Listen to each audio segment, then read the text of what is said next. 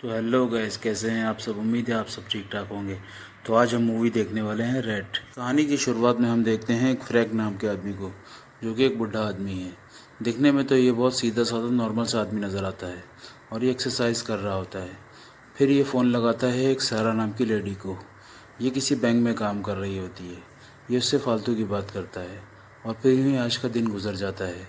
फिर ये दूसरे दिन उठता है और एक्सरसाइज वर्जिश करता है और फिर से सारा को फ़ोन लगाता है और सारा से ये इधर उधर की बातें करता है और सारा को कहता है कि शायद नेक्स्ट वीक मैं तुम्हारे शहर में आऊँगा। तो सारा कहती है कि अगर तुम आना तो मुझसे नहीं मिलना, और फिर वो फ़ोन रख देती है। और फिर फ्रैंक अपने घर के एक कमरे के अंदर जाता है और दरवाज़ा खुला छोड़ देता है। और वहीं हम देखते हैं कुछ लोग फ्रैंक के घर के अंदर घुस रहे होते हैं और फ्रैंक को ये बात पता होता है। वो लोग फ्रैंक को ढूंढ रहे होते हैं, लेकिन फ्रैंक अचानक उनके ऊपर हमला करता है और उनको ख़त्म कर देता है। हमें यहाँ पता चलता है कि बुढ़ा बहुत ताकतवर है और वो एक प्लान बनाता है।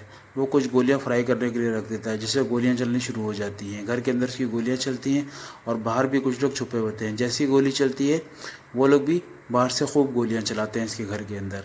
लेकिन फ्रैंक हमारा बहुत चालाक होता है, वो छुपा हुआ होता है। और जैसे ही ये लोग सब घर के अंदर आते हैं तो फ्रैंक इन सबको ख़त्म कर देता है और यहाँ से अपना हथियार और बाकी सारा सामान लेकर निकल जाता है। और फिर नेक्स्ट सीन में हम देखते हैं सारा को, जो अपने घर में अपना काम ख़त्म करके आ रही होती है। जैसे ही वो घर के अंदर जाती है तो उसे फ्रैंक नज़र आता है और वो फ्रैंक को अपने घर के अंदर देखकर चौंक जाती है, क्योंकि घर तो बंद था लेकिन फ्रैंक घर के अंदर था। वो फ्रैंक से पूछती है कि तुम अंदर कैसे आए। तब यहाँ फ्रैंक सारा को कहता है कि हमें जल्दी से यहाँ से निकलना होगा, क्योंकि वो लोग तुम्हें मारना चाहते हैं। अब यहाँ सारा को कुछ समझ नहीं आता कि कौन उन्हें मारना चाहता है। तब फ्रैंक सारा को समझाता है कि मैं तुमसे बहुत देर तक बात करता था, इसीलिए उन्हें शक हो गया तुम्हारे ऊपर भी, वो तुम्हें भी मार देंगे। लेकिन सारा को फ्रैंक की कोई बात समझ नहीं आ रही होती। तो फ्रैंक उसे ज़बरदस्ती उसके मुंह पर टेप लगाकर उसका हाथ पैर बांधकर गाड़ी में बिठा देता है और लेकर यहाँ से निकल जाता है। फिर वहीं हमें दूसरी तरफ दिखाया जाता है एक कूपर नाम के CIA एजेंट को, जो कि एक आदमी को मार रहा होता है। जब वो उस आदमी को मार देता है तो उसे एक मैसेज आता है। उसे एक लेडी बुलाती है मिलने के लिए। ये वाइस प्रेसिडेंट होती है। ये इसे एक फ़ाइल देती है और ये फ़ाइल होता है फ्रैंक का। वो प्रेसिडेंट उसको कहती है कि तुम्हें इसे ख़त्म करना है। तो यहाँ पे कूपर कहता है ठीक है, और कूपर अपनी तैयारी में लग जाता है। फिर दूसरी तरफ हमें दिखाया जाता है सहरा और फ्रैंक को। अभी तक सहरा को कुछ समझ नहीं आ रहा था कि उसके साथ क्या हो रहा है। सहरा के मुंह पे पट्टी बंधी होती है, उसका हाथ भी बंधा हुआ होता है। अब यहाँ पे वो ज़ोर ज़ोर से चिल्लाती है, लेकिन फ्रैंक कहता है कि तुम्हें सब समझ में आ जाएगा। और फ्रैंक उसे छोड़कर चला जाता है एक आदमी से मिलने के लिए, जिसका नाम जॉय होता है। ये फ्रैंक का दोस्त होता है। फ्रैंक जाके उसको सारी बात बताता है कि मेरे ऊपर इस तरीके से हमला हुआ। तो जॉय फ्रैंक से पूछता है कि वो लोग कौन थे। तब फ्रैंक एक एनवेलप निकालता है और जॉय को देता है। उस एनवेलप के अंदर सबकी कटी हुई उंगली होती है जिन लोगों ने फ्रैंक के ऊपर हमला किया था। और जॉय और फ्रैंक ये दोनों साथ में CIA में काम करते थे। तब जॉय पता लगाता है कि ये लोग कौन थे और वो फ्रैंक को बताता है कि ये लोग अफ्रीका की एक टुकड़ी टीम थी जो लोगों को मारने का काम करती है। और यहाँ से फ्रैंक निकल जाता है और जॉय को कहता है ज़रा होशियार रहना। वहीं दूसरी तरफ हम देखते हैं सारा को, जो कि अब अपनी रस्सियाँ खोल चुकी है और उसने पुलिस को भी इन्फॉर्म कर दिया है। अब वहीं दूसरी तरफ हमें दिखाया जाता है कूपर को, जो प्लेन से कहीं जा रहा होता है। वो सारी डिटेल चेक कर रहा होता है फ्रैंक का। तभी उससे अचानक उस लड़की के बारे में पता चलता है, सारा के बारे में, क्योंकि सारा ने वहाँ से छूटते पुलिस को फ़ोन कर दिया था। और ये बात कूपर को भी पता चल जाती है और कूपर वहाँ से किसी को फ़ोन करता है। और यहीं दूसरी तरफ हम देखते हैं कि सारा के पास पुलिस भी आ चुकी है। वो सारा से पूछताछ कर रही होती है कि तुम्हें कैसे किसने किडनैप किया। वहीं पर एक पुलिस वाला भी होता है जो सारा को कहता है कि आप मेरे साथ चलिए। वो उसे अपने साथ लेकर जाता है। अब सारा उसे कहते हैं कि नहीं, मुझे अपने रूम से बैग लेकर आना है। लेकिन वो सारा के साथ ज़बरदस्ती करने लगता है और सारा को ज़बरदस्ती इंजेक्शन लगाकर गाड़ी में बिठाने लगता है। तभी वहाँ फ्रैंक भी आ जाता है और वो उस पुलिस वाले को मारकर सारा को अपने साथ गाड़ी में बिठाकर ले जाता है। जैसे ही ये लोग थोड़ा सा आगे जाते हैं तो वहाँ पे कूपर भी आ जाता है। वो कूपर अपनी गाड़ी से एक टक्कर मारता है फ्रैंक की गाड़ी को। लेकिन हमारा फ्रैंक भी बहुत ज़बरदस्त हीरो है। वो गाड़ी से रजनीकांत की तरह उतरता है और कूपर के ऊपर गोली चलाना शुरू कर देता है। और हमारे कूपर भाई को कुछ समझ में नहीं आता कि उनके साथ क्या हो रहा है। वो तो आए थे यहाँ पे टकलू को मारने के लिए, लेकिन टकलू ने उल्टा ही उसकी बैंड बजा दी। वो इतनी गोली चलाता है इसके ऊपर कि कूपर को कुछ समझ नहीं आता। और यहाँ से फ्रैंक गाड़ी लेकर जल्दी से आगे की तरफ निकल जाता है और थोड़ा सा आगे जाकर वो पुलिस को भी इन्फॉर्म कर देता है। और जैसे ही कूपर आगे जाता है तो वो फ्रैंक के जाल में फंस जाता है और पुलिस वाले उसे पकड़ लेते हैं, लेकिन कोई फ़ायदा नहीं, ये तो CIA का आदमी होता है। फिर हमें अगले सीन में दिखाया जाता है जॉय को, जो अपने रूम में बैठा होता है और वहाँ एक आदमी आता है और जॉय के ऊपर बंदूक तान देता है। फिर नेक्स्ट सीन में दिखाते हैं फ्रैंक फ़ोन करता है जॉय को और फ्रैंक को पता चलता है कि जॉय मारा गया, जिससे कि फ्रैंक बहुत अपसेट होता है। और अब सारा भी इसके साथ ही होती है।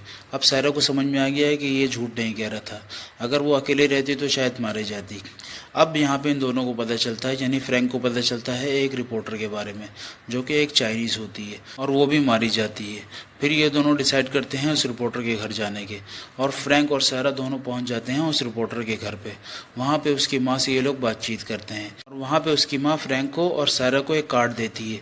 वो कहती है कि ये कार्ड उसने मुझे पोस्ट किया था, लेकिन इस कार्ड के पहुंचने से पहले वो मर गई। और यहाँ पे ये कार्ड फ्रैंक देखता है, और जब ये कार्ड फ्रैंक देखता है तो उसे समझ में आता है कि ये कोई कोड का नंबर है। और ये लोग जाते हैं लाइब्रेरी, और लाइब्रेरी में वो उस कार्ड का बकिया हिस्सा रखा हुआ होता है, जहाँ पे एक लिस्ट होता है। इस लिस्ट में काफ़ी सारे लोगों के नाम होते हैं। सारा इन सबों के नाम को चेक करती है, और उनमें से एक दो आदमी होता है जो नहीं मरा होता है, बाकी सब लोग इस लिस्ट के मर चुके होते हैं। उसमें फ्रैंक का भी नाम होता है, इसमें दूसरा भी एक आदमी का नाम होता है। अब सारा कहती है फ्रैंक को कि समझ नहीं आता कि सब लोग मर गए और तुम्हारे ऊपर भी हमला हुआ था, सिर्फ यही आदमी जिंदा है। और फिर हमें इसके बाद दिखाया जाता है दोबारा से कूपर को, जो यहाँ आप प्रेसिडेंट के सामने बैठा हुआ है, और वो कहता है कि मुझे तुम लोगों ने पूरी डिटेल नहीं दी, असल में ये आदमी है कौन। और फिर वो लेडी कुछ नंबर लिखकर कूपर को दे देती है, और वो कहती है कि तुम बैक डोर में जाकर चेक करो। और जैसे ही कूपर जाता है बैक डोर में, तो वहाँ उसे एक आदमी मिलता है जो पुराने CIA के लोगों की डिटेल्स अपने पास रखता है, और कूपर उसे वो नंबर दिखाता है। जैसे ही कूपर वो नंबर उसे दिखाता है तो वो आदमी कूपर को एक खुफिया जगह पर लेकर जाता है, और जब वो खुफिया जगह पर लेकर जाता है तो उसे वहाँ पे फ्रैंक का फाइल मिलता है, जिसका कोड होता है रेड। इस मूवी का नाम भी रेड है। और यहाँ पे कूपर पूछता है रेड के बारे में, यानी कि फ्रैंक के बारे में। और यहाँ पे वो आदमी कूपर को बताता है असल में हमारे ब्लैक लिस्ट में अगर सबसे अच्छा कोई आदमी था तो वो फ्रैंक था, क्योंकि उसके लिए कोई भी काम मुश्किल नहीं था।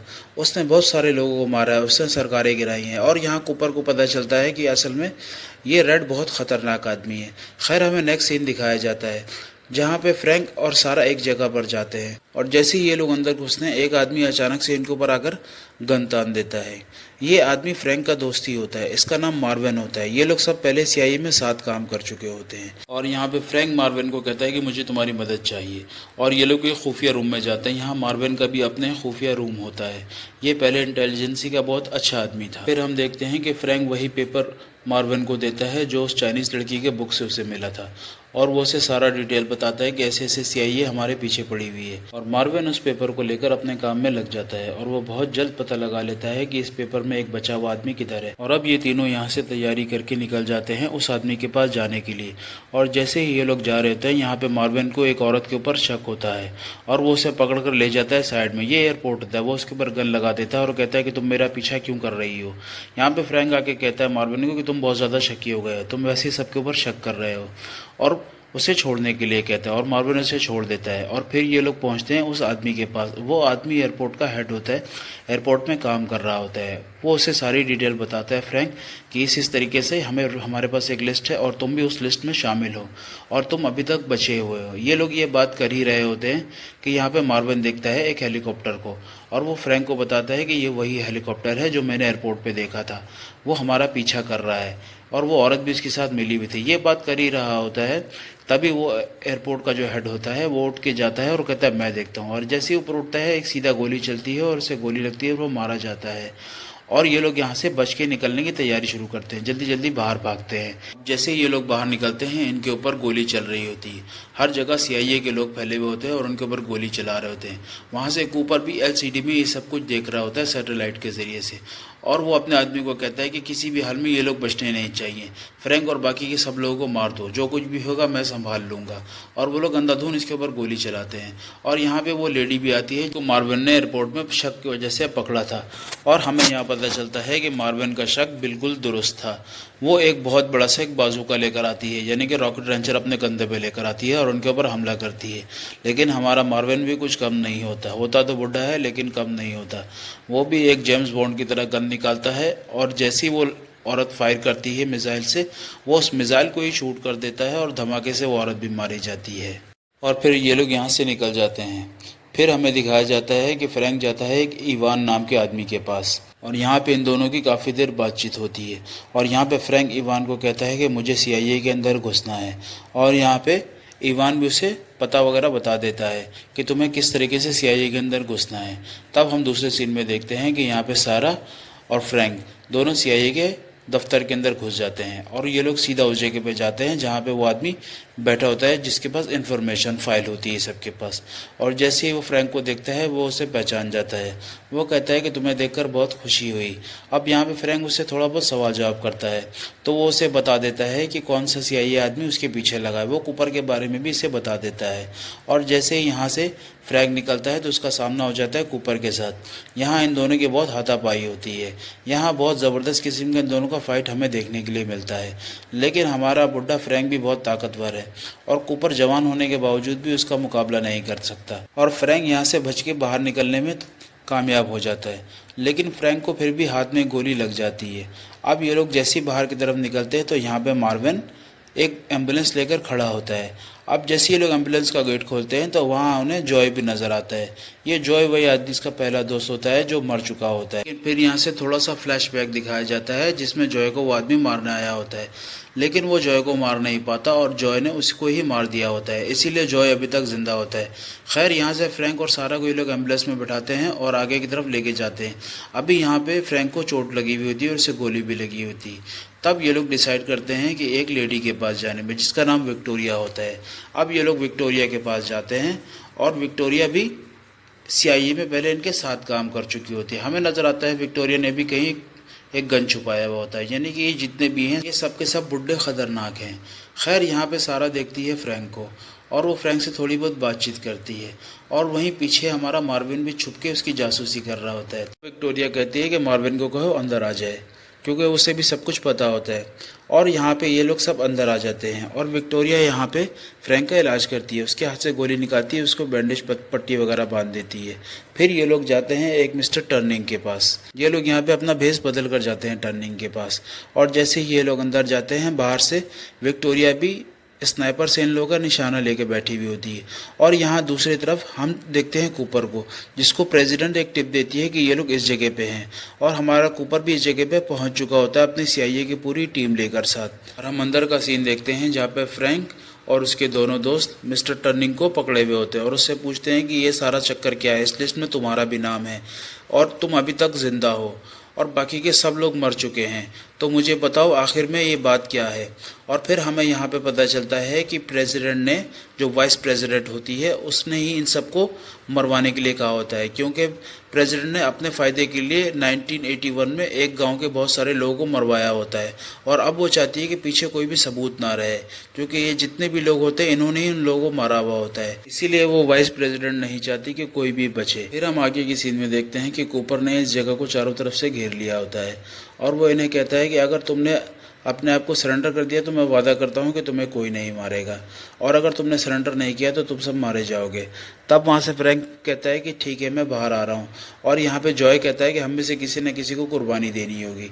तब हमें पता चलता है कि जॉय वहाँ से बाहर आता है और जॉय जैसे बाहर आता है वहाँ कोई गोली चला देता है, कूपर को पता है बगैर। अब कूपर को समझ में नहीं आता कि गोली किसने चलाई है और वहाँ से फ्रैंक भी दूसरे साइड से निकल कर इनके ऊपर हमला करता है और भागने लगता है और वहाँ से विक्टोरिया भी स्नाइपर से गोली चला रही होती है, यानी कि ये लोग यहाँ से बच के निकल जाते हैं। लेकिन भागते भागते में सारा का पैर फिसल जाता है और सारा नीचे गिर जाती है और सारा जैसे नीचे गिरती है वो पकड़ी जाती है और ये लोग सब यहाँ से बच के निकल जाते हैं। फिर हम देखते हैं कि ये सब एक जगह पे जमा होते हैं और वाइन पी रहे होते हैं। वहीं पे मार्विन कह रहा होता है कि सारा पकड़ी गई है, अब सारा को वो लोग बहुत टॉर्चर करेंगे और ये सब फ्रैंक भी सुन रहा होता है, उससे बहुत गुस्सा आ रहा होता है। और यहाँ विक्टोरिया कहती है कि वाइस प्रेसिडेंट CIA को अपने पर्सनल ग्रुप की तरह यूज़ कर रहा है हमें मारने के लिए और जब तक वो लोग हमें मार नहीं देते हम बच नहीं सकते। तब यहाँ पे हमें दूसरी तरफ दिखाया जाता है कि कूपर और बाकी की उसकी टीम सारा से पूछताछ कर रहे होते हैं। तभी वहाँ पे कूपर के लिए एक फ़ोन आता है और उसका आदमी कूपर को कहता है कि ये फ्रैंक का कॉल है, तुम उससे बात करते रहो, हम उसका लोकेशन ट्रेस करेंगे। कूपर भी फ्रैंक से बात करने लगता है और जैसे ही ये लोग लोकेशन ट्रेस करते हैं तो पता चलता है कि फ्रैंक जो है वो कूपर के घर में है और कूपर बहुत हैरान हो जाता है ये देखकर कि फ्रैंक उसके घर पे पहुंचा हुआ है। और यहाँ पे फ्रैंक कूपर को धमकी देता है कि अगर सारा को कुछ भी हुआ तो मैं तुम्हारी फैमिली को और तुम्हें नहीं छोड़ूंगा और साथ साथ में वो ये भी धमकी देता है कि मैं प्रेसिडेंट को मार दूंगा और ये कहकर यहाँ से निकल जाता है फ्रैंक। और तभी कूपर पुलिस लेकर अपने घर में पहुंचता है और अपनी फैमिली को देखता है कि वो सेफ़ है। वो देखकर बहुत खुश होता है और अपनी फैमिली को गले से लगाता है। और हमें नेक्स्ट सीन में दिखाया जाता है कि वाइस प्रेसिडेंट का भाषण होता है और यहाँ पे कूपर भी सिक्योरिटी में खड़ा होता है, लेकिन फ्रैंक और उसकी सारी टीम भी काम में लगी हुई होती है। उन्हें यहाँ से वाइस प्रेसिडेंट को पकड़ कर लेकर जाना होता है। वहीं पे इनका एक साथी हल्का हल्का सा गैस की एक स्प्रे कर देता है और वहाँ पे विक्टोरिया भी होती है और वो दरवाजे को बाहर से लॉक कर देती है और कोई भी भाग नहीं पाता। सब इधर उधर से भागने की कोशिश करते हैं, लेकिन मेन दरवाजे से कोई भाग नहीं पाता। वहीं पीछे के दरवाजे से प्रेसिडेंट को लेके उसकी सिक्योरिटी वाले भागने की कोशिश करते हैं, लेकिन जैसे वो बाहर निकलते हैं वहाँ से विक्टोरिया और मार्विन इनके ऊपर गोली चलाने लगते हैं, जिससे कि इनका भागने का रास्ता भी बंद हो जाता है। वो दूसरी तरफ से भी भागने की कोशिश करते हैं, ये लोग वहाँ से भी गोली चलाते हैं, यानी कि इन लोगों ने पूरा जाल बनाया होता है। फिर जैसे ये लोग दूसरी तरफ भागते हैं तो वहाँ पे एक लेमोजिन गाड़ी आके रुकती है, जिसके अंदर प्रेसिडेंट को बिठाकर लेके आगे की तरफ भागते हैं, लेकिन उस गाड़ी में और कोई नहीं, फ्रैंक होता है। और जैसे ही थोड़ा सा आगे जाते हैं तो वो प्रेसिडेंट के दोनों आदमी को बेहोश करके साइड में फेंक देता है और प्रेसिडेंट को अपने साथ ले जाता है।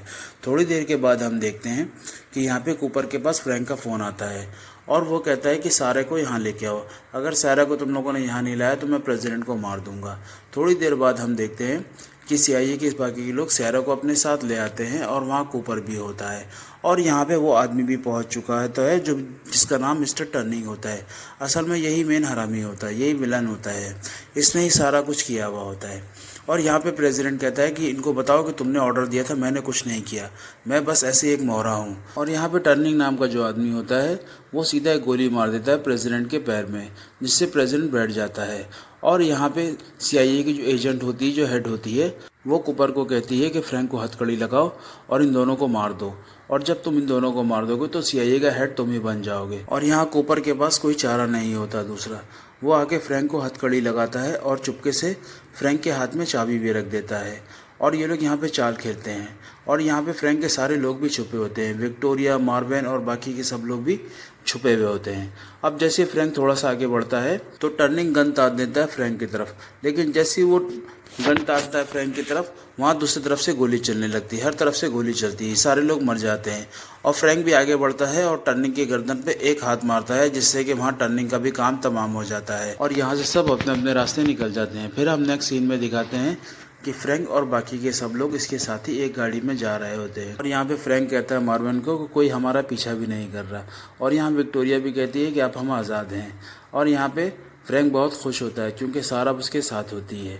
तो दोस्तों यहाँ पे इस मूवी का दी एंड हो जाता है। तो कैसी लगी आज की हमारी एक्सप्लेनेशन आपको? हमारे चैनल को लाइक करें, सब्सक्राइब करें और शेयर करें।